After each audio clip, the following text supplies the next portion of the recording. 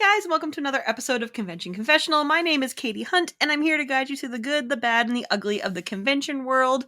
Sometimes a little help from friends. And today, Allison, my sweet baby angel, sent me one of their lovely friends, who I think I've met off and on here, but we're going to meet each other a lot better today. Everybody say hi to Mel. Hi, Mel. Hello. Thank you for having me. Oh, thank you for coming on. I'm so excited to chat with you.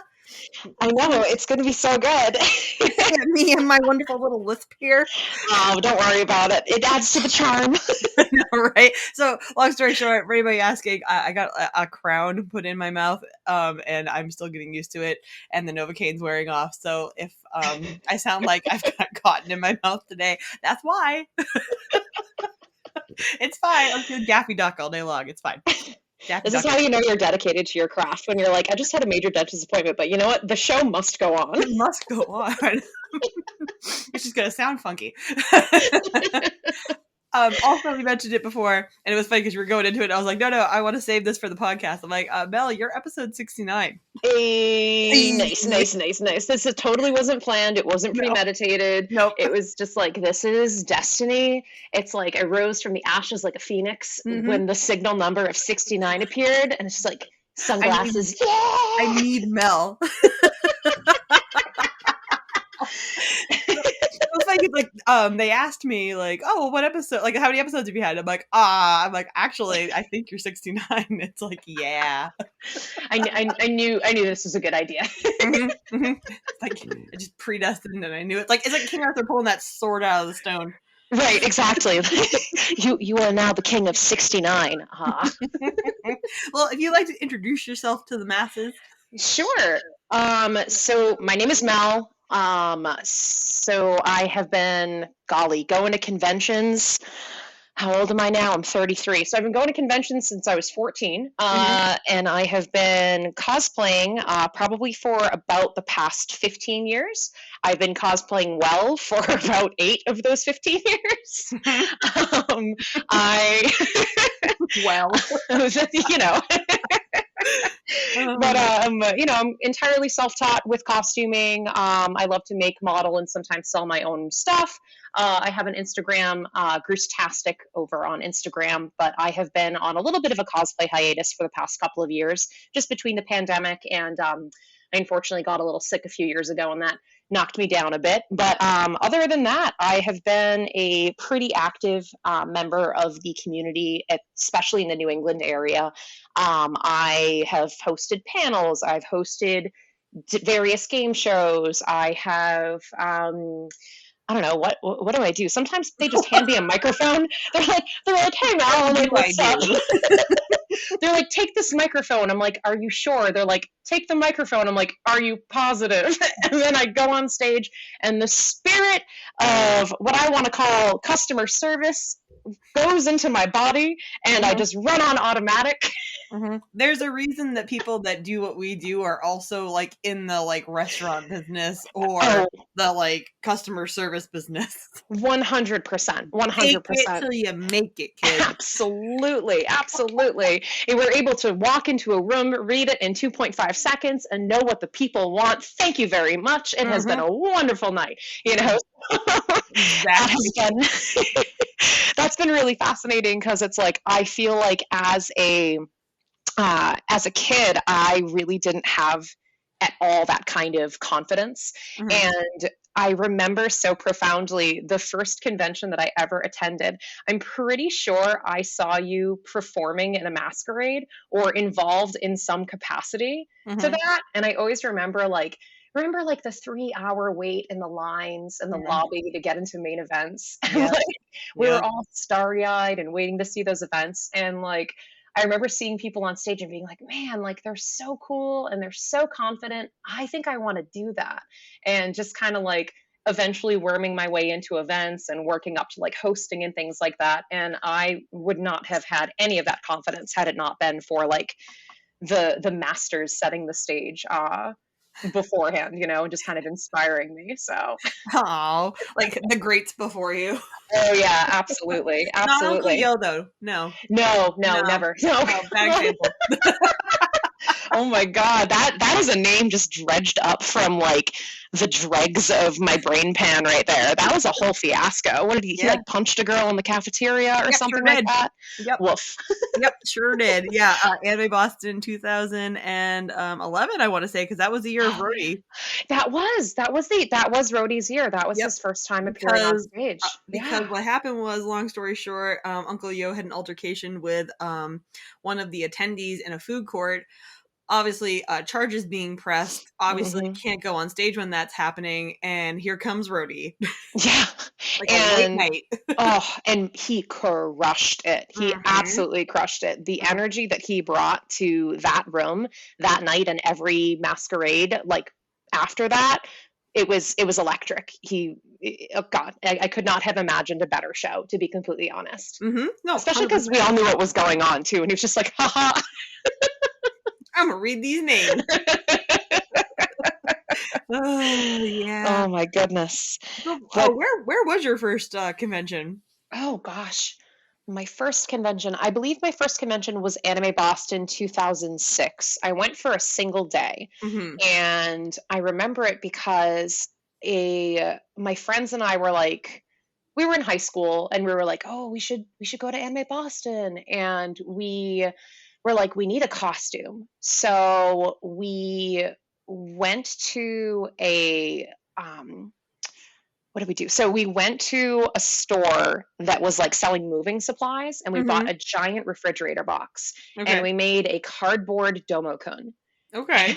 And we just covered it with like brown felt, and like we made eyes out of like the bottoms of like soda cans, and we made arms out of chicken wire and felt, and we went into Boston for the day, and literally we just swapped turns putting this giant refrigerator box on ourselves and like handling each other through the convention.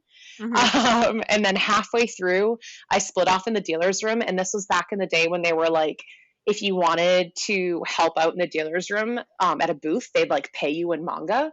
And I was like, I can do that. And so I worked behind a booth for like 4 hours and got like some free manga. And then we like left the Domokun outfit like on the side of a dumpster and went home. And it's the most magical thing I'd ever experienced. It was perfect. It was perfect, and I was hooked from there. So after that I was like, I gotta go to these things. Hmm. And so Anime Boston was my main circuit for a while, or my main convention, and then I Hmm. started doing AAC and Otakon and KatsuCon. And then as I started to kind of gain more affluence, I would say, in the community, I Hmm. started branching out and going to, I went to Colossal Con, I went to Anime Expo, Anime Matsuri, all over the place. It's Right, right. really, really globetrotting for a while there. Nice. So you've been all over the place, like all over like the US and stuff, going to Oh, different yeah. conventions. Oh, That's yeah. cool. That's cool. So that means you have to have some fun stories. Oh, God, yeah. I mean, I'm here. My oh, tea is ready. oof, let's see. Oh, where do I even begin? It's so tough just to pinpoint any one particular story, but I guess let's see. All right, yeah. So there was one convention in particular that really kind of stands out. So it was AAC, and it was, I want to say 2016, 2015, and I was in a lot of the events, and I was cosplaying as Dio Brando from JoJo's Bizarre Adventure. Hmm. So already, like hot bisexual icon vampire Dio Brando, absolute mess, you know. And I was doing the dating game, and it was the After Dark one, and it went really, really well. And I remember afterwards, this person from the audience came up to like say hi to me after the performance. And I had never met them before. And they were like, I loved watching you. You were so great, blah, blah, blah. And I was like, oh, thank you very much. And I encountered them a few more times throughout the weekend, which was a little weird because AAC is small, Hmm. but it's not so small that like you should just always be on top of somebody the whole time. Right. So I was like, okay, this is interesting. So the weekend moves on. It was a great time. Go home, but a week later, I get a message over Facebook, Mm. and I was like, okay. And it was in one of the the like unsorted messages that you get from people that aren't your friends. Right. And so I open it and I recognize the profile picture as this person, and I was like, okay. And so I read the opening line of it, and it was just kind of, it was pretty harmless, just like, oh, I just wanted to thank you again for performing so well. It was such it was so wonderful watching you, blah blah blah. I was like, okay. So like I opened the message. It was innocent enough, and had like a very brief exchange, like very very kind of like platitudes on my end of like, oh, thank you so much, whatever whatever. Another couple weeks go by and I get another message from this person, and they were like, hey. And I was like, hi. And they were like, so my fiance proposed to me. And I'm like, oh, okay. Kudos. Great. And they were like, we're going to get married at Anime Boston next year. And I was like, cool. And they were like, would you be my maid of honor? What? Wait, what? Wait. So let me walk it back for you for a second. So we were at AAC. They watched me perform in an event. Okay. Yep. They said I was really cool in the event. Mm-hmm. They followed me around for the weekend, like watching from the distance. They messaged me on Facebook. They asked me to be their maid of honor like a month later. Right. And this wasn't Allison. I'm like looking at this message and I'm like, I was like, I don't know if I should engage further, but I just like, as politely as I could, I was like, wow, that is a very generous offer. I don't know you. I was Somebody like, else, huh? Like, no, like, wait. I was like, me? That's like when you go to Vegas and you're just like, I need someone to witness this. You, random citizen, come here. Yeah, exactly. And even then, like that, so like that's like a curious, exciting happenstance. That's like, oh, only in Vegas. This was like you went out of your way to ask me. Like, well, you were the guy throwing up in the trash can, so right, exactly. God. So you did it, obviously. I mean, obviously, no. I was like, oh man, I was like, I hope that they post publicly where this is going to happen so I can just avoid that area. Right. Wow. So I was just like, ooh. Okay. And it just kind of, for me, it was just a little bit of I don't want to say like a reality check, but it was almost like that fine line of like, man, there are definitely some kids out there who just really don't understand boundaries and don't really know the line. And I was like, wow, that's fascinating. It's true. Yeah, I mean, like I said, working at conventions as long as I have, always flattered, and like honored and amazed that people like take in what I do so passionately. It's like it's still kind of like humbling almost. You're like, really? Like, oh, for sure. I made that much of an impact just standing up there and reading these names wrong. That's exciting. But like but it's like entertaining, I suppose. But yeah, like I've had some people in the past that just like that boundary line's just not there. Never to a point that I felt like I was in any kind of trouble or anything like that. Sure, or like, sure. I mean, I can definitely walk myself out of an awkward situation if I need to. But yeah, like some people just the social cues, they aren't there. Some of that just happens to be the person, whatever's going on with them, obviously. For sure, for sure. But yeah. No, and like then there's just some people and you're just like, okay, there shouldn't be any reason for this. What are you doing? Right. Like what are you doing? It's like, it's so interesting because I feel like in so many ways at conventions, I've met some people in my life who are to this day some of my closest friends. Mm-hmm. So it's such a magical thing to be able to walk into a room and have all of these overt visual cues of like, this is a person who already shares a common interest with you, whether it be the cosplay that they're wearing, whether it be a print that they're carrying or a pin that they're wearing, or they're at the same panel as you. It breaks down a lot of those socially awkward barriers, that barrier of entry of like, I have to start small talk. Instead, it's like, oh, cool, you're also wearing a Mario t-shirt. Let's talk Mario, It's just, there is definitely something to be said for that. But then you kind of realize that the lines can get blurred and you have to try to gauge like, okay, who is this person in their natural environment outside of conventions? And who is this convention persona? Are they the same? Are they different? Am I getting myself into something a little bit troubling?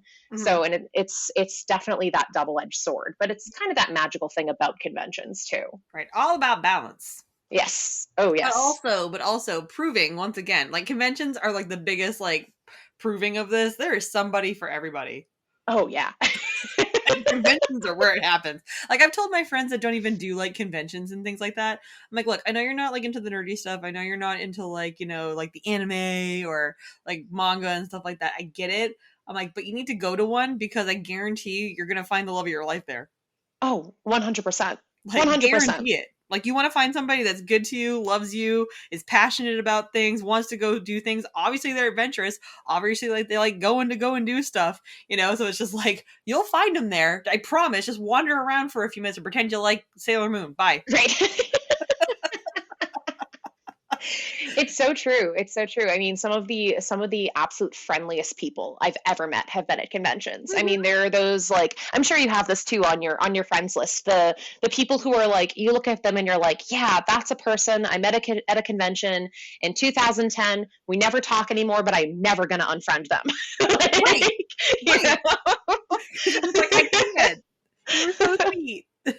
Like, I remember the exact moment that I met you, and I've had no other interaction with you, and that's okay. And you are a precious, precious friend. Forever. Keep you safe forever. Exactly. Exactly. Well, okay. So Oh, aside from being asked to be a maid of honor, what else happened? oh gosh. Let's see. Wow. I have some notes on my phone so that I wouldn't freeze up. Let me just pull You're those fine. up real quick. Let's Oh boy. see. Well, I think that one of the cool things about conventions, that has happened for me is, I had the realization. It kind of gave me a lot of like gender like euphoria, if you Mhm. will, Mhm. being at conventions, because you encounter so many people who just like don't really care what you're wearing or who you're dressed up as. Mhm. And I had so many affirmations from strangers whenever I would dress up as a male character, as somebody who is biologically female. That was really empowering for me because I do identify as non-binary. So Mhm. having that ability to just kind of embrace that gender euphoria was so amazing. So that's always been something that's really cool that's happened throughout the convention scene. But I'm trying to think of like a specific example of that. Um, oh, there was a photo shoot at Otakon. I remember one year, Mhm. and it was a JoJo's Bizarre Adventure photo shoot, of course, Mhm. Mhm. and Of course. and of course it was. And I had, like the damn fool that I am, I volunteered on the forums to run both photo shoots. And I was Mhm. like, yeah, that'll be fun. That'll be fine. I can run a what turned out to be 500-person photo shoot. That's Sure. great. Let's do it. Yep. No problem. No problem at all. Yeah. And like, this is fine. This is totally cool. Mhm. And I'll never forget. So there was there were a couple of girls that came up to me after the photo shoot was over, and they were like, thank you for organizing that. That was so amazing. Can we get a couple pictures with you? And I was like, yeah, yeah, let's do it. Why not? And by the time, like, we got a couple of like normal photos, and then by the end of it, they're like, okay, now step on us. And I was like, what? They're like, step on us, Daddy Dio. And I'm like, oh. Why? I was like, how old are you? Exactly. You always ask. You always have to ask. It's like You have to ask. You have to ask. Like, oh, it's so crazy. And so I was like, I mean, yeah, haha, bye. But, I remember years ago, God, I'm trying to think. It was definitely like early 2000s anime Boston. Probably I'd say like either 6 or 7. And I was big into like being Maze Hughes at the time. oh, nice. Yeah, so that was Love like my that. costume for a few years. It's like I always have like one that hangs around for a couple of years that I just wear as like my go to because I want to do something that I just am Sure. comfortable in. Sure. Um, and it was a huge Fullmetal Alchemist photo group. And I was Hughes, and there was a Roy Mustang there, and they were a little obsessive. We've got like Yeah. again somebody that I made friends with, and like we've moved past this whole era of whatever. But they were, God, I want to say either 16 or 17, and I was Mm, definitely 20, 21, 22 yeah. years old, and they were just like, okay, so now we're gonna do like the Yowie pictures with Hughes and Roy. Oh, I'm like, not with me. classic. Nope. And they're just like, and I'm like, and don't get me wrong, I shipped it. I was like, yeah, Yeah. sure, Oh, for sure. Roy and Hughes, absolutely. Not with a 16-year-old. Right. Not when I'm in 100%. my 20s. So like 100%. literally like persistently like, oh no, we should kiss. We should. I'm like, no, we should not. No, that's not a thing. No, no, thank you. No, no, no. Oh, Which is like, of course, then turning into like, oh, so you don't ship it? I'm like, oh no, no, no, I do. I just don't ship going to jail. right. Yeah. No, that's a very diplomatic way of putting it. Yeah, like I just don't feel like you're like this being on the internet, because it's just like this is just when, because I mean back in the day it was like you got your Polaroid camera and you took Hmm. pictures and they stayed in like some secret album under your bed for the rest of your life. Whereas Right. now Right. we're moving into the like generation of I'm gonna put this on Facebook. It's like Oh yeah. no, Oh yeah. And and even if it was a Polaroid under somebody's bed, still wouldn't do it. You're 16. No.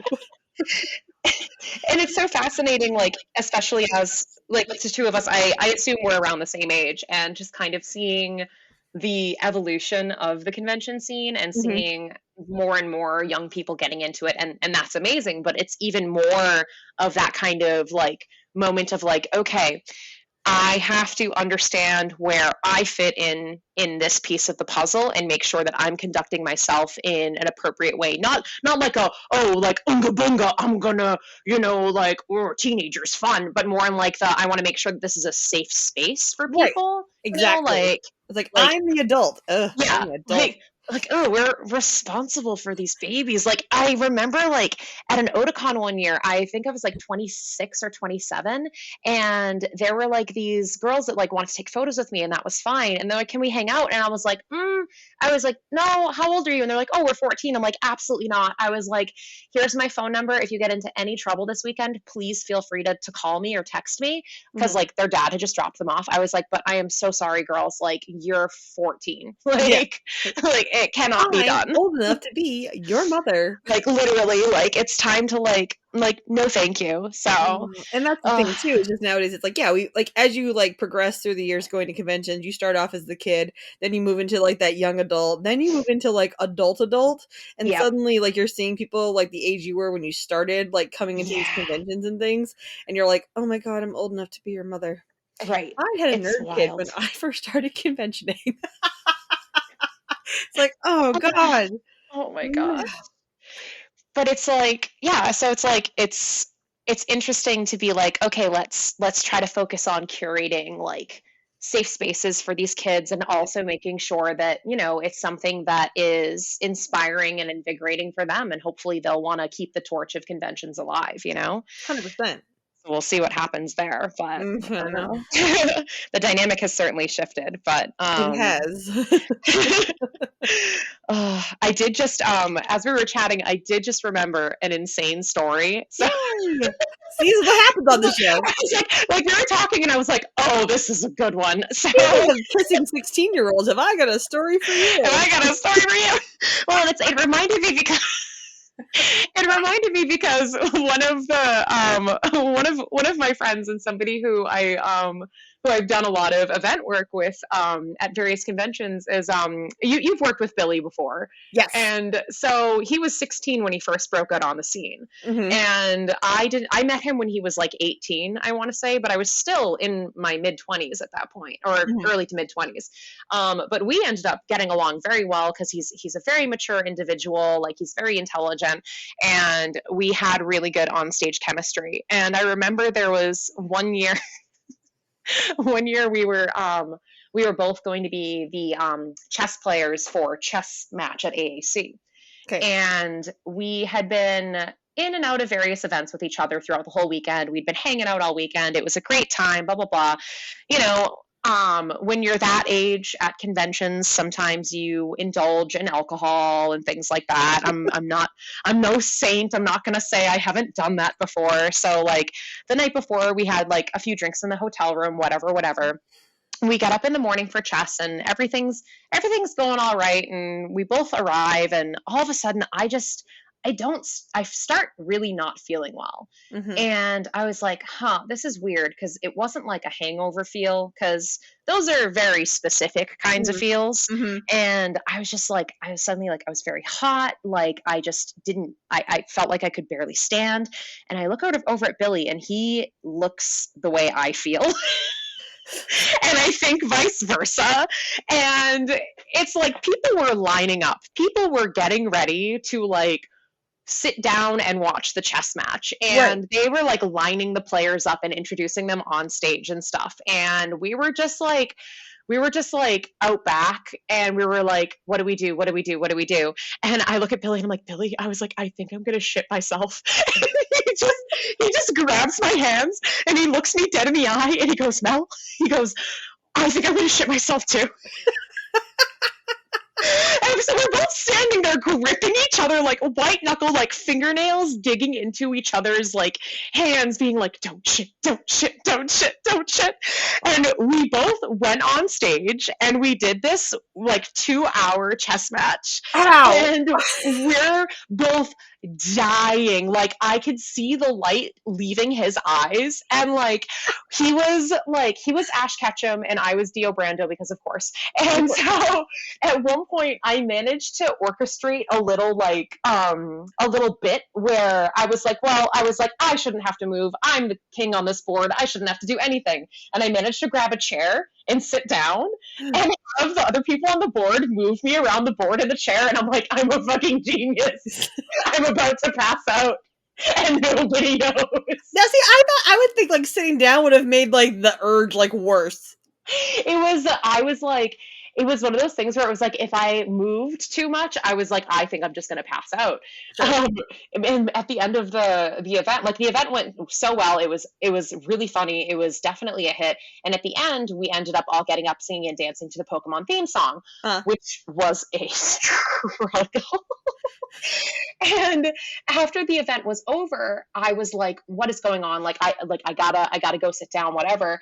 I ended up having the person that I was rooming with that year. I like got in touch with her. I was like, dude, you gotta get me home. Like I need to go home.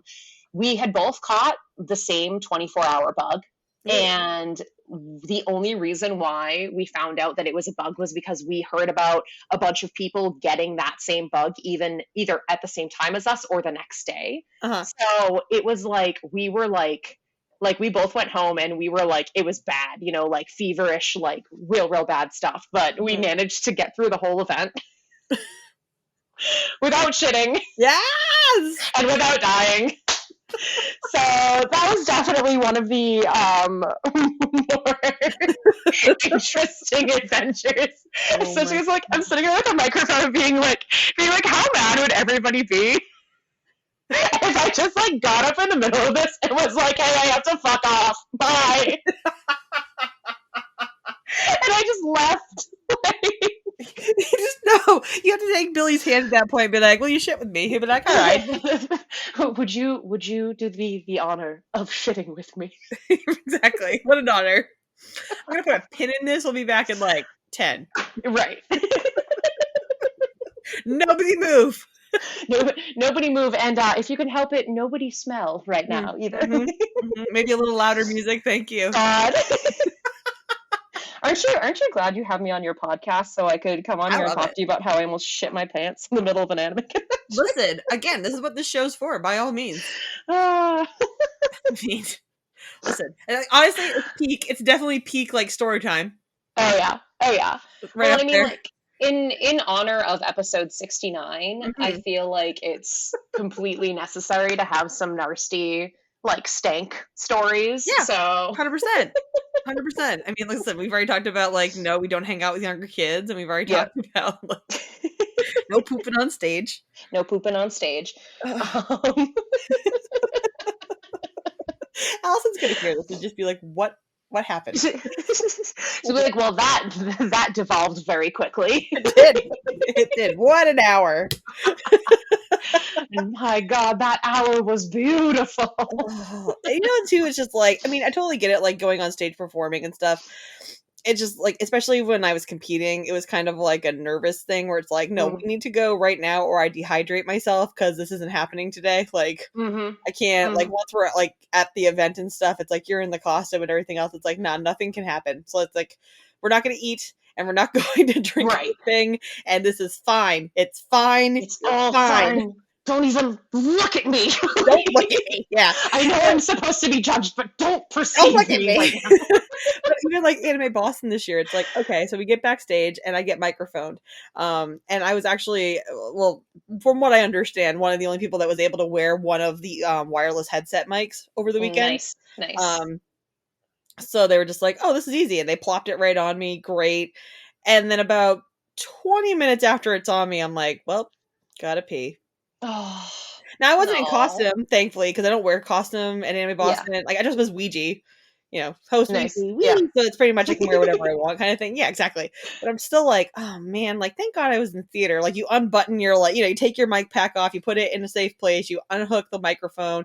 I pulled I pull the wiring back up through and everything. So thankfully Oh, it yeah. wasn't like a disaster, but it's still like I'm standing in line with everybody backstage going, gotta pee, Oh, yeah. gotta pee, and everyone. And the thing is, too, is like everyone's going into the bathroom backstage at Anime Boston, which is my arch nemesis. I'm sure everyone's heard the Tony Stark story by now.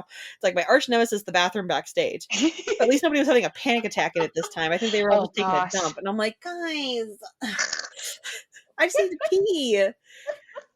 And I finally did, and it was great. And we all like were cheering for each other when the next person was done. We were like, yes.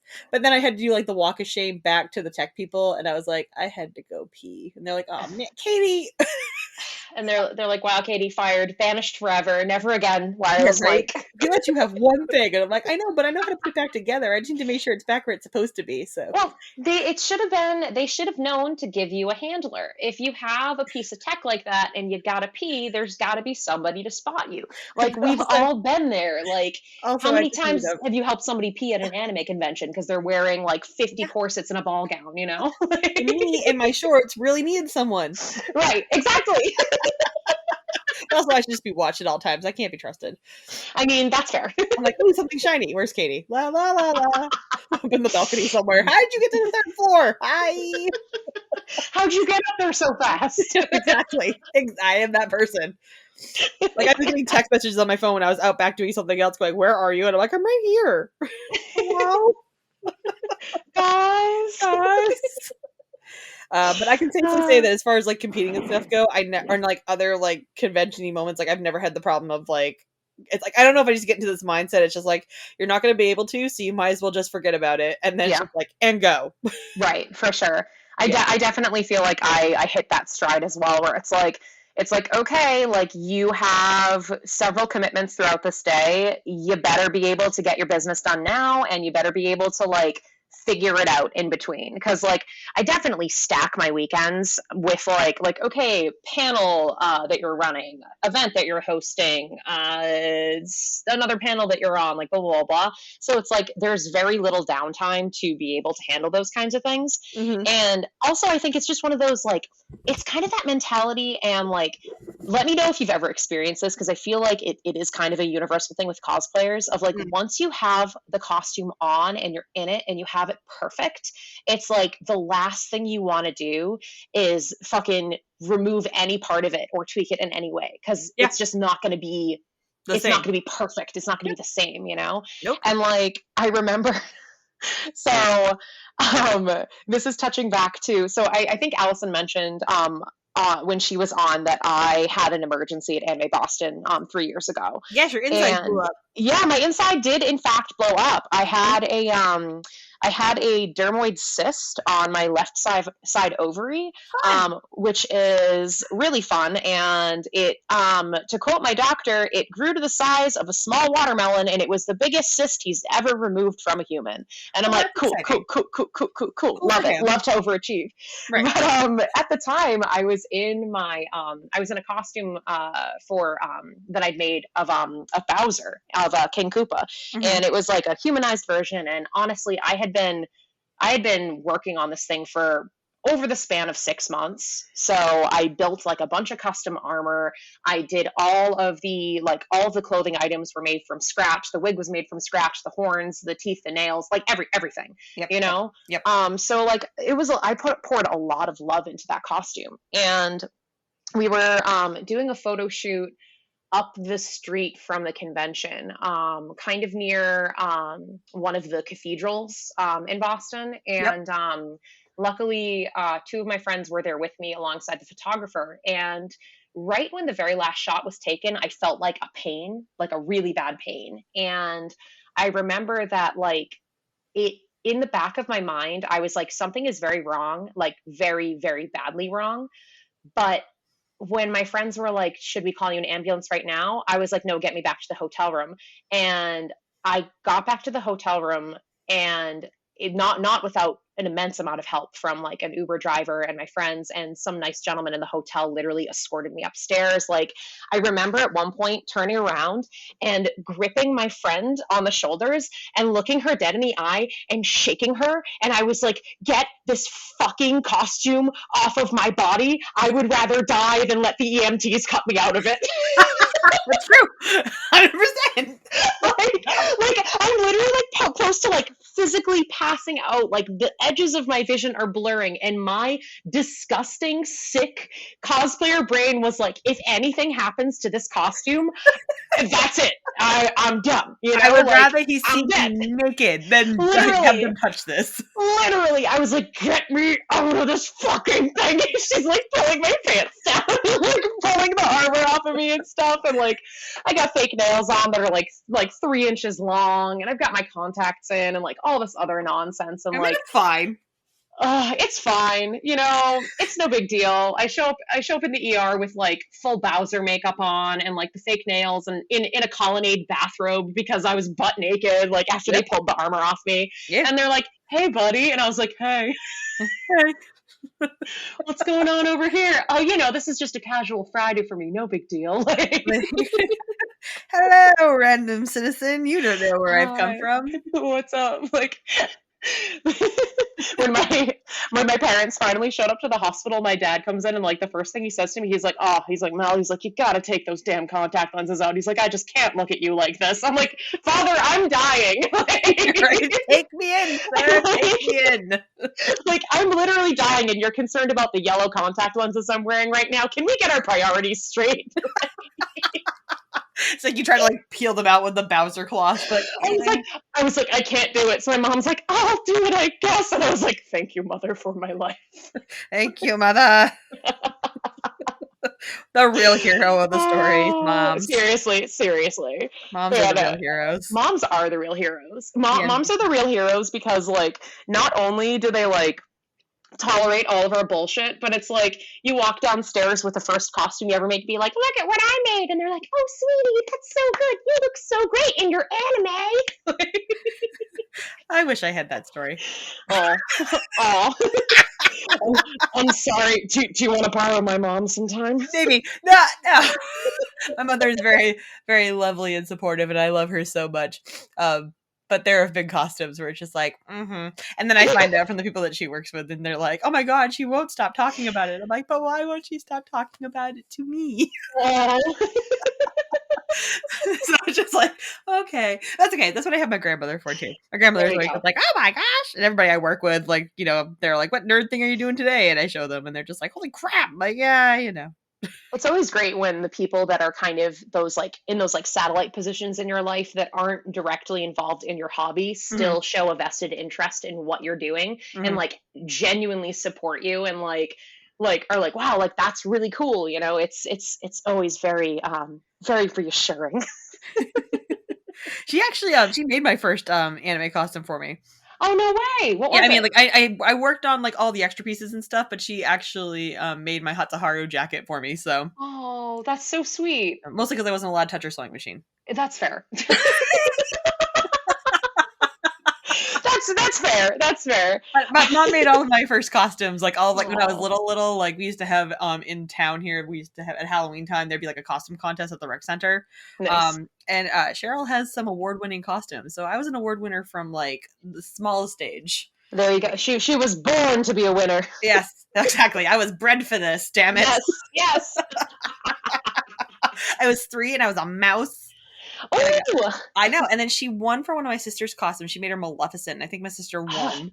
I know. that's dope. That I know. is so dope. And then she got robbed because she made me a tiger costume when I was like a little bit older, and she hand painted all the stripes on the fabric. Oh, And she was robbed. So no. robbed. Thank you, Seabrook Rec Department of 1990, like 6-ish. Robbed. Robbed. Oh no. But the And then we hand never painted competed again stripes. Oh. until I started doing conventions, and then I won. So nah. There you go. There you go. The legacy It continues. did. It did. We took a little bit of it's like toddlers and tiaras. Like, we're not going to go back into the syndicate for a while because it's just rigged. And then I turn into like the teenage like queen of the universe, like They're competing like, again. wow, Katie, what motivates you? Yeah, so when I was 6 years old, my mother was fucking robbed. Yeah, this is for you, mom. Every costume I make is made out of spite. Yeah, kind of. You know what? Those are the best. The spite and the hate costumes, I feel like, come out the best. Honestly, like the ones that you scream the most at, and then like you're done with it, Oh you go, God. "It's so pretty." Seriously, seriously. It's like if ever there was like a villain backstory for cosplayers, it would Mm. be that one costume trademark that pushes you over the edge. Yeah, Like, yeah. oh my God. Like, what's your one costume? Oh, that's as I turn around to look at the pieces of my costumes. So I think it wasn't Bowser because Bowser was genuinely such a labor of love. Mhm, Um, mhm, I want to say it was probably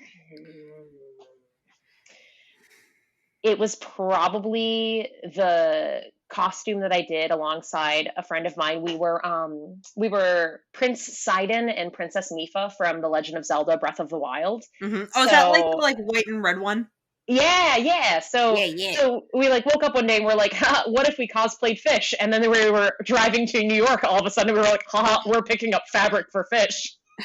And then we purchased it, and we're like, I guess we're committed to making fish now. And like it was a really fun process, but there were so many teeny tiny details.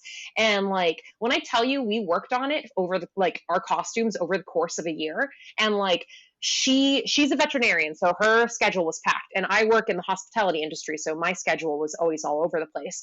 But we would always manage to meet up at least once a week to Mhm, just work on stuff. mhm. And I remember there was like a point where we were like painting like fine details on some of the jewelry and stuff like that. And like we're like, I don't know the amount of rubber cement fumes that I had inhaled at that point. But like I was like looking at it, and I was like, is this worth it? Like like I don't know if this is going to be worth it, man, because it was such a long period of time where nothing was quite looking like a thing yet, and Right. then suddenly all of the pieces came together and it was perfect. Mhm, But mhm. like I came very very very close to like just setting my whole costume on fire Mm. because it was just like, oh, it was so much detail. And I think if I wasn't doing it in tandem with another person who was also working on like the same level of detail as me, I definitely probably would have given up on it. And Mhm. I'm so glad that we didn't, because I was getting real angry at it, but I was so happy with the results. And it was such a pleasure, like wearing those with her. And like we got like a beautiful photo shoot on the beach at one point, and like threw ourselves into the ocean, and it was just magical. That was great. It was great. Um, I'm trying to Oh, I'm trying to think. It's like they don't sound like complicated costumes in comparison, but it's like one of them was definitely my Sherlock Holmes costume. mhm. Because I hosted at ConnectiCon several years ago as Sherlock Holmes, like Robert Downey Jr. Sherlock Holmes. Nice, nice. And the fabric that I bought for the jacket was like the corduroy kind of material like he has, Yeah. which of course we both know if you don't cut it out the right way. Uh, Yeah, yeah, yeah. oh God. So not once, but twice. No. Because first Wait. it was cut out the wrong way because like the whatever that going up and down on it wasn't correct. Yeah. And then I cut it out sideways. Oh Oh no. yeah. Oh Yeah. no. So And I the bought the last lines. of that Oh, fabric. Yeah, so I had to no. go find it again at, like, another store and hope they had it. Oh, I did. oh, that's the worst. Yeah, but That's I the was just like, worst. "Why?" Like, first of all, I was like, "Okay, fine. It's not going the right way. It's fine. I'll just cut a new piece out." And then I went and bought it, and I don't know, like, what time of the morning it was. I tried to cut that piece out, but then I went to go cut it, and I'm like, "Why are the lines not going the right way?" Yeah. And and do you do the thing where, like, do you do mock-ups of your patterns at all, or do you just, like, go balls to the wall, cut straight into the actual Oh, I fabric? balls to the wallet every single time. So I too am a balls to the wall person, Mhm. and I want to say probably until like my maybe the past like 3 or 4 costumes that I've made, I've actually done dummy patterns. Mhm, mhm. But oh my god, the amount of times that I've cut it and I've been like, haha, oh no. Yeah, but cutting it out part's never usually my problem. It's just trying to get it together, like, afterwards. It's like, "Oh, man." Like, cutting it out Oh, because I only wanna do it one time because I hate cutting stuff out. yep, Like, I'm usually yep. so particular about it, and that one time it was just like, "Nah, I guess Oh. not. Wasn't paying attention. Something shiny." There was one time where I was making and it was a very simple tunic, and I sewed the sleeve on inside out 3 Mm. different times, You and I was like, "Wow." Mhm. Mhm. Which leads me to, the one that really made me almost, like, question my life choices. Um, Dierka from Gundam Seed. Yep, yep. Those goddamn Gundam Seed fucking uniforms. Oh. Oh, First you're of very all, powerful. You're like, very powerful. I have worn that costume once, Mel. Mm, mhm, Once. To Anime mhm. Boston, to the chess match, because I was a special attack for somebody. I made this costume as, like, a side gag to a side thing in a Oh, chess match. oh. Mhm. I probably Those are the could ones wear it that'll get again, you. but I hate it so much. Oh, yeah. Oh, yeah. It I looks mean, great, but, like, all the trim on it. You had to hand cut all of that trim because it's not a straight oh, trim on those jackets. Like, there's these weird little inverted lines and different, like, triangle pieces and stuff. But yeah, the sleeve thing, so they have, like, these funky cuffs on them, right? mhm. One of them, it just happened naturally. Like, okay, sleeves on it, cuffs on it, bye.